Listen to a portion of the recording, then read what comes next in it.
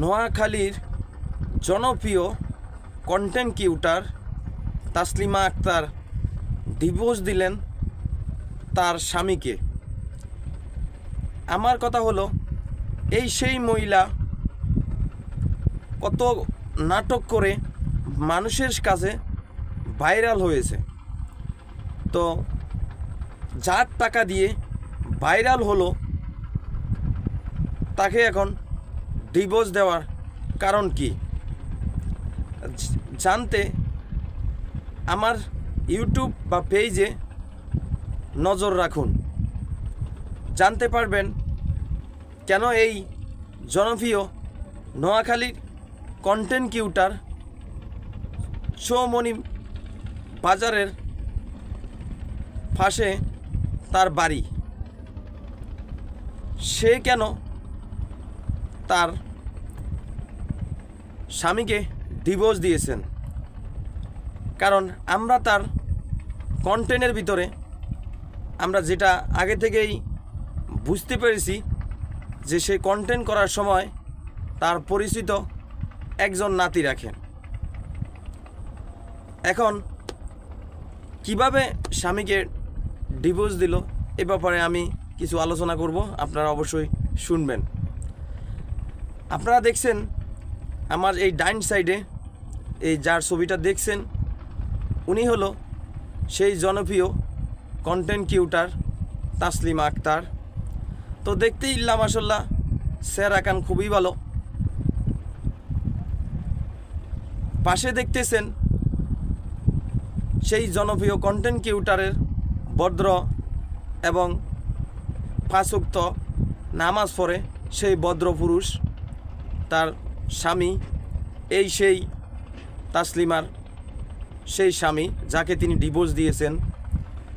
তো ডিভোর্স দেওয়ার কারণটা হলো এই স্বামী কন্টেন্ট বানানোর পিছনে না বলতো যে তুমি কন্টেন্ট বানাও না, কন্টেন্ট তোমার দ্বারা এগুলা হয় না মুসলমান দৃষ্টিতে। মুসলমানের সেই নামাজ পড়ে হয়তো বাজে কথা মানুষে বলে, তার জন্য তাকে কন্টেন্ট বানানোর জন্য তিনি নিষেধ করলো।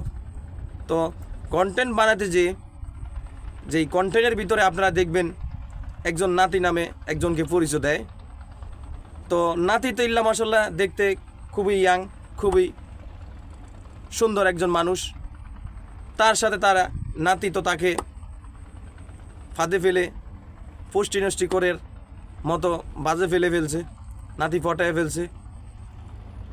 তো এখন আর স্বামীর কথা তার ভালো লাগে না, স্বামীর কথা তার এখন আর যায় না, স্বামীকে তার এখন আর ভালো লাগে না, স্বামীর কথা এখন আর তার কাছে শুনতে বিশ্রী লাগে। তো আমার কথা হলো, এই সেই জনপ্রিয় কন্টেন্ট ক্রিয়েটরের এই সেই আসল রূপ। আপনারা তার কন্টেন্ট দেখেন। এই সেই মহিলাকে আপনারা আপনাদের বিচারে কি করা হয়, কি করা যায় আপনাদের বিচারে আপনারা এই মহিলাকে তার কন্টেন্টটা ভাইরাল করেছেন। এই সেই মহিলা যার ছবিটা আপনারা দেখতেই পাচ্ছেন। তো আপনারা চেষ্টা করবেন যে ওর কন্টেন্ট থেকে আপনারা কী ধরনের আশা করতে পারেন, কী ধরনের কন্টেন্ট থেকে আপনারা ওনাদের থেকে ভালো কিছু আশা করতে পারেন। আমার মনে হয় না ওনার কাছ থেকে আপনারা কিছু ভালো কিছু আশা করতে পারেন। আপনারা ওনার কাছ থেকে কোনো কিছুই ভালো আশা করতে পারেন না। যার চরিত্র ভালো না থাকে, যার প্রতি বিশাল লোভের আশা থাকে, যার প্রতি লোভ থাকে, সে কখনো ভালো মহিলা হতে পারে না, সে কখনো ভালো কিছু দিতে পারে না, সে কখনো জনগণকে ভালো কিছু দিতে পারবে না, তার দর্শককে সে ভালো কিছু দিতে পারবে না। সে একটা জিনিস দিতে পারবে, সে দর্শককে চরিত্র খারাপ করার কিছু দিতে পারবে। তো একটা জিনিস মনে রাখবেন, এই কথাটা আমি আরও আগেও বলেছি, এখনও বলি, যে কাপড় খুলতে জানে, যে কাপড় উল্টাতে জানে, সে কখনো ভালো মহিলা হয় না, সে কখনো ভালো কিছু দিতে পারবে না। সে একটা কিছুই দিতে পারবে, সে দিতে পারবে শুধু তার যৌবনটা বিলাসিতা করতে, সে পারবে যৌবনটাকে বিক্রি করতে, সে পারবে তার যৌবনটাকে মানুষের সামনে বিলিয়ে দিতে। এই মহিলার দ্বারা এছাড়া আর কিছুই হবে না। এই মহিলা ভাইরাল হওয়ার একটা পিছনে উদ্দেশ্য, সে রূপে সুন্দরী, রূপে সে দামি, এই জন্য তো সে ভাইরাল হয়েছে, এই জন্য তাকে মানুষ ভালোবেসে তাকে ভাইরাল করেছে। ভালোবাসার পরিণাম যেই লোকটার টাকা দিয়ে সে ভাইরাল হলো সেই লোকটাকে সে ডিভোর্স দিয়ে দিল। তো ডিভোর্স দেওয়ার পিছনে যেই কিন্তু হলো সেই নাতিকে নিয়ে, যেই নাতির ফেমে পড়েছে সেই নাতির ছবিটা আপনাদেরকে একটু দেখালাম। এই সেই নাতি তাকে পটিয়ে নিয়ে এখন তাকে ভাইরাল করে ফেলেছে।